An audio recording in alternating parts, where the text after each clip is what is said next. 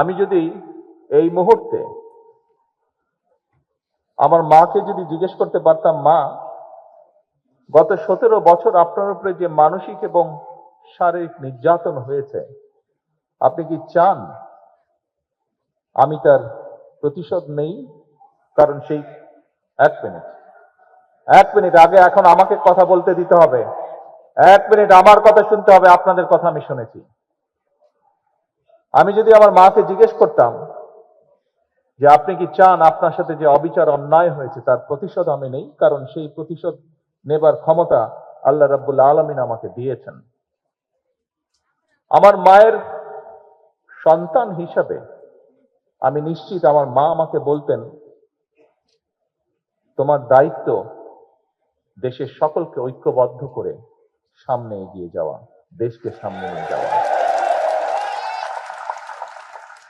আমি যদি আমার ভাইটিকে জিজ্ঞেস করতে পারতাম যে তুমি কি চাও তোমার সাথে যে অন্যায় যে অবিচার হয়েছে, যেভাবে তোমাকে মৃত্যুর মুখে ঠেলে দেওয়া হয়েছে, যারা এর জন্য দায়ী তাদের বিরুদ্ধে আমি প্রতিশোধ নেই, কারণ সেই ক্ষমতা আল্লাহ আমাকে এখন দিয়েছেন।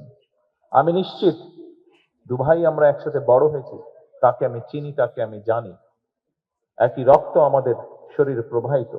আমার ভাইটিও সেই একই উত্তর দিত, যে উত্তরটি আমার মা আমাকে দিতেন। প্রিয় ভাই বোনেরা,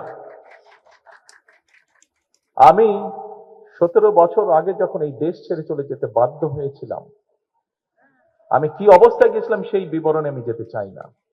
তবে যখন আমি চলে যাই তখন আমার বহু সহকর্মীকে আমি দেখে গিয়েছিলাম।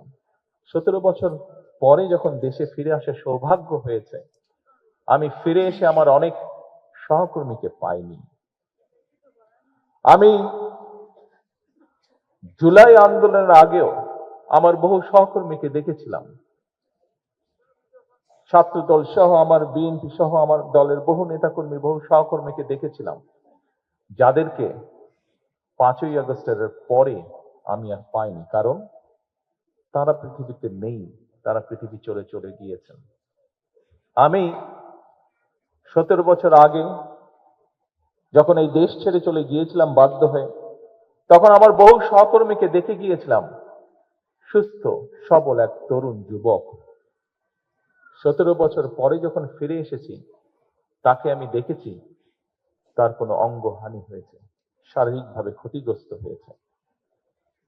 একই ঘটনা ঘটেছে 5ই আগস্টের আগে এবং পরে।